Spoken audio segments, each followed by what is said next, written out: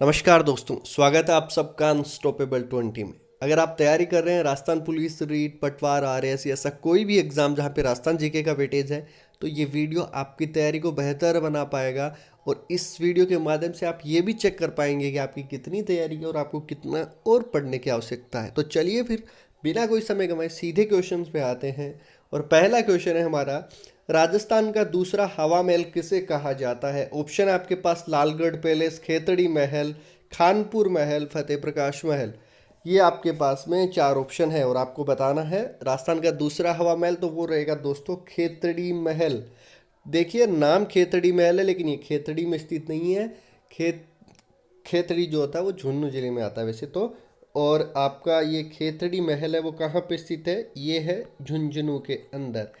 जो खेतड़ी के महाराजा भोपाल सिंह थे, उन्होंने अपने ग्रीष्मकालीन अवकाश के लिए झुंझुनू में अजयपुर के हवा महल जैसी झलक दिखाने वाले एक महल का निर्माण है वो किया था।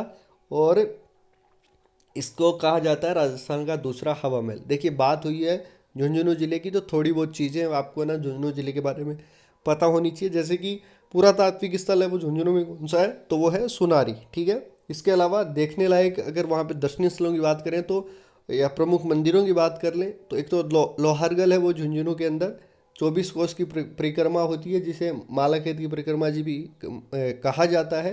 इसके अलावा रानी सती का मंदिर है वहाँ पे फेमस है। ठीक है, वास्तविक नाम नारायणी था उनका, जो अग्रवाल जाति की थी। और ये मंदिर है वो झुंझुनू में है ही, आपको पता ही है। इसके अलावा नरहड़ शरीफ की दरगाह भी जो है, नरहड़ शरीफ की दरगाह वह भी वहीं पे है झुंझुनू जिले में। जो चिड़ावा तहसील है उसका एक कस्बा है नरहड़, वहाँ पे है ये। और उसे बांगड़ का धनी और हाजी बाबा भी है वो कहा जाता है। ये इतना आप झुंझुनू जिले से रिलेटेड है वो आप जरूर याद रखेंगे। चलिए हम नेक्स्ट क्वेश्चन पे चलते हैं। किस अभिलेख में चित्तौड़ दुर्ग का निर्माण करवाने वाले चित्रांग मौर्य का वर्णन है? चार ऑप्शन है, मानमोरी का लेख, गठियाला शिलालेख, बिजोलिया शिलालेख या सिवाना का लेख। ठीक है, तो देखिए चित्तौड़ दुर्ग का निर्माण जो है वो किसने कराया था? चित्रांग मौर्य या चित्रांगन मौर्य भी नाम आता है। ठीक है, ये भी ध्यान रखिएगा। तो इसका वर्णन है वो किस में है? मानमोरी के लेख में। देखिए इंपॉर्टेंट है ये मानमोरी का लेख जो है, क्योंकि देखिए इसी अभिलेख को जो कर्नल टोड थे उन्होंने इंग्लैंड जाते समय समुद्र में है वो फेंक दिया था। इससे रिलेटेड एक तो क्वेश्चन ये है। और इसमें जो है चित्तौड़ दुर्ग या चित्रकूट दुर्ग जिसको कहें का निर्माण करवाने वाले मौर्य शासक जो थे चित्रांग मौर्य का वर्णन है। अब जब भी आप शिलालेख या लेख पढ़ें तो उसका रचयिता, उसका उत्कीर्णकर्ता, ये सब आपको पता होना चाहिए। तो इसके रचयिता जो है ना वो है पुष्य। ठीक है, नाग भट्ट के जो है वो पुत्र थे। और इसके उत्कीर्णकर्ता है वो शिवादित्य हैं। ये आप ध्यान में रखेंगे। क्या क्या हो गए? रचयिता तो हो गए पुष्य और उत्कीर्णकर्ता हो गए शिवादित्य। ठीक है, इसके अलावा घटियाला शिलालेख है वो यहाँ पे लिखा हुआ है। तो घटियाला शिलालेख में क्या हुआ है? प्रतिहार नरेश जो है ना कक्कू का यशोगान है वहाँ पे। तो ठीक है, और इसके जो रचयिता थे घटियाला के वो थे मग, और उत्कीर्णकर्ता कौन थे? कृष्णेश्वर। ठीक है, और बिजोलिया शिलालेख की बात करें तो ये सांबर के चौहानों के बारे में है। वहाँ पे उनको वत्स वत्स से ब्राह्मण है वो बताया गया है। और चौहानों के जो मूल पुरुष थे जिन्होंने स्थापना करी चौहानों की, वो वासुदेव चौहान के बारे में 551 में उनको बताया गया है। और बात करें शिवाना का लेख, इसमें राम मालदेव की जो है वो शिवाना विजय का उल्लेख है। तो चलिए हम नेक्स्ट क्वेश्चन पे चलते हैं। और नेक्स्ट क्वेश्चन है हमारा, मुगल बादशाह जहांगीर ने जोधपुर के किस शासक को दल थम्बन की उपाधि है वो प्रदान की थी? पहले तो मैं इस उपाधि के लिए बता दूं, दल थम्बन का मतलब होता है शत्रुओं का जो दल होता है उसका विनाश करने वाला। और उसकी ये उपाधि जो है वो मिली थी जोधपुर के शासक गज सिंह को। ध्यान रखेंगे आप। अब देखिए इन्होंने जो दक्षिण की लड़ाइयाँ हैं वहाँ पे उनकी सेवाओं और वीरताओं से प्रश्न होकर जो जहांगीर ने उनको ये खिताब या ये उपाधि है वो प्रदान करी थी। अब गज सिंह से रिलेटेड इतनी और सारी चीज़ें तो आपको नहीं है ज़्यादा। इसके अलावा इनके जो चारण कवि थे केशव दास गार्डन जो थे, उन्होंने गज गुण रूपक जो काव्य है वो लिखा था। ठीक है, ये आप ध्यान में रखेंगे। इसके अलावा अमर सिंह, देखिए अमर सिंह जो थे वो किसके पुत्र थे? वो पुत्र थे गज सिंह के। अमर सिंह मैं किन की बात कर रहा हूँ? जो कि उदंडी होने के कारण उनको महाराजा जो है वो उनके विरुद्ध रहते थे, गज सिंह। तो उन्होंने अपने छोटे पुत्र जो जसवंत सिंह प्रथम थे उनको अपना उत्तराधिकारी नियुक्त किया था। और अमर सिंह जो है वो चले गए थे फिर मुगल बादशाह की शरण में, और जिनको 1628 में जो शाहजहाँ जो थे उनके पास में चले गए थे और उनने नागौर का परगना दे दिया था। और 1644 में बीकानेर जो और नागौर के मध्य कौन सी लड़ाई हुई थी? मतीरे की लड़ाई, मतीरेरी राड हुई थी 1644 में। ठीक है, ये आप ध्यान में रखेंगे, जिसमें अमर सिंह की जो है वो पराजय हुई थी। चलिए अब नेक्स्ट क्वेश्चन पे लेते हैं, और नेक्स्ट क्वेश्चन है हमारा, जैसलमेर का प्रथम शाका किसके शासनकाल में हुआ? 4 ऑप्शन है आपके पास में, रावल लूणकरण, रावल दूधा, रावल जैत सिंह या रावल जैसल। तो देखिए, जो पहला शाका जो हुआ था वो रावल जैत सिंह के शासनकाल में हुआ था। रावल जैत सिंह जो थे उस टाइम जैसलमेर के शासक थे। तो अलाउद्दीन खिलजी ने जो है 1308 के लगभग है वो आक्रमण किया था, और 1312-13 के लगभग जो है जैसलमेर दुर्ग पे अलाउद्दीन खिलजी की सेनाओं का अधिकार है वो हो गया था। और इसी में जो रावल जैत सिंह है वो वीरगति को प्राप्त हुए थे। फिर उनका जो पुत्र था, कौन था? मूलराज प्रथम, ठीक है, वो भी युद्ध में है वो वीरगति को प्राप्त हुए थे। अब इसके बाद में ये तो हो गया जैसलमेर का प्रथम शाखा। अगर जैसलमेर के दूसरे शाखे के बारे में बात करें तो वो कब हुआ था? रावल दूधा के समय हुआ था। और जैसलमेर के 2.5 शाखे प्रसिद्ध आपको पता है। तो 2.5 शाखे में जो रावल लूणकरण जो है इनके शासनकाल में तीसरा जो हुआ था, और वो अर्ध शाखा है वो कहलाता है, जिसमें जो कंधार के जो वहाँ से निकाले हुए शासक थे अमीर अली खां, उनके मध्य है वो हुआ था। और अमीर अली खान को जो है वो मार के दुर्ग पे अधिकार कर लिया था उसके ज्येष्ठ पुत्र जो थे लूणकरण के मालदेव ने। ठीक है, तो इसमें जो विजय है वो उन्हीं की हुई थी, लेकिन वीरगति को प्राप्त हो गए थे ये लूणकरण। ठीक है, और इन्हीं की जो बेटी थी वो जिनका नाम था उमादे, और उनका विवाह हुआ था राव मालदेव के साथ, जिसको रूठी रानी के नाम से है वो प्रसिद्ध है।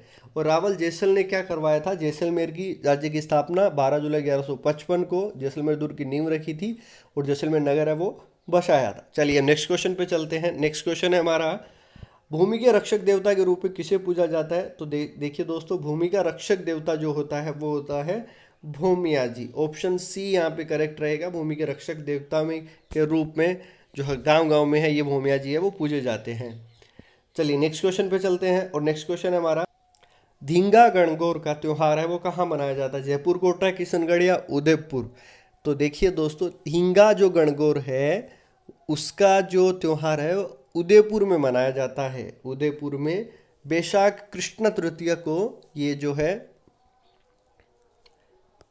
ये त्यौहार मनाया जाता है, जिसमें चित्री गणगौर के अनुसार ही उत्सव होता है, जो मूल जो गणगौर होती है उसके अकॉर्डिंग। लेकिन ये त्यौहार केवल उदयपुर के अलावा राजस्थान में कहीं पे भी नहीं मनाया जाता।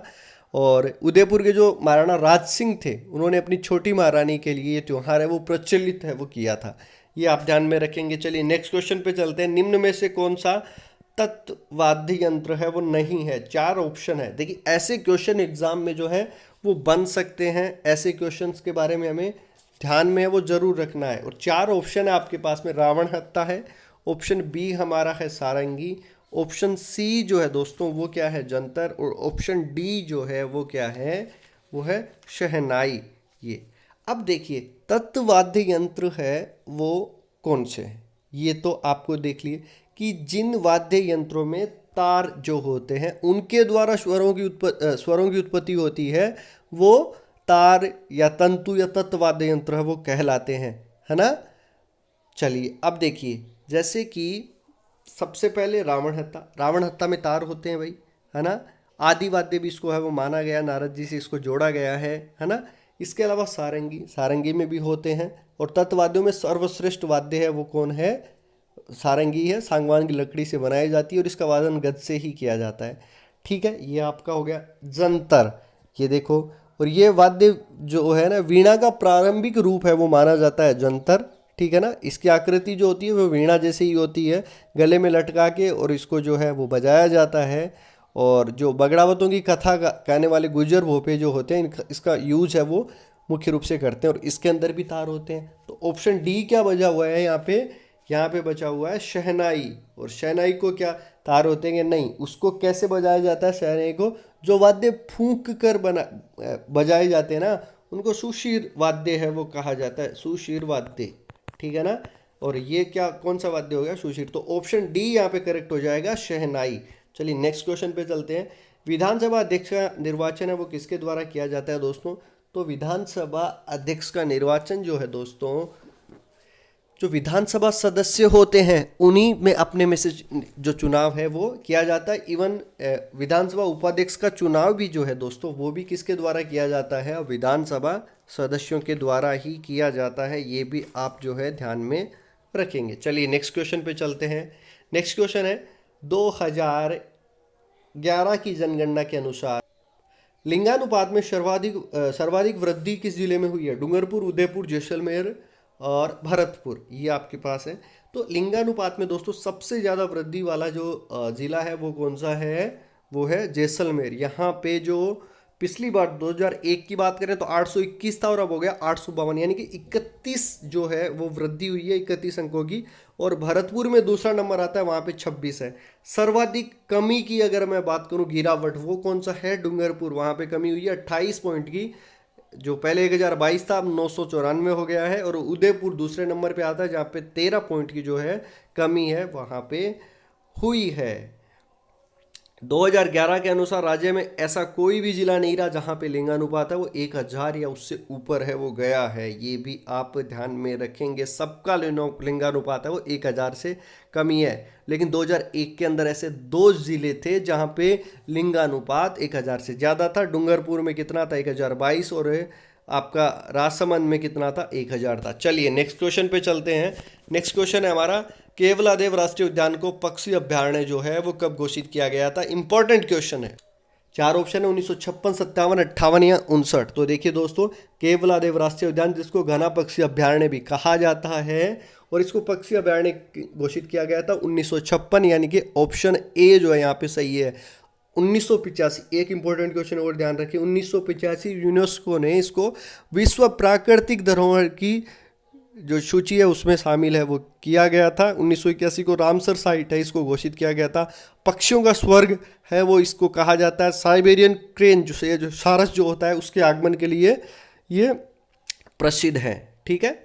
और इसके अंदर जो है बाणगंगा और गंभीरी नदी है वो बहती है, ये इतना आप ध्यान में रखेंगे। चलिए, और ये हो गए आपके 10 क्वेश्चन, और अब ये रहे आपके पास आज के सवाल जिनके जवाब आपको कमेंट बॉक्स में देने हैं। उम्मीद करूँगा ये वीडियो आपके लिए बेनिफिशियल रहेगा। सो मिलते हैं नेक्स्ट वीडियो में, तब तक अपना ख्याल रखें, सुरक्षित रहें। जय हिंद, जय भारत।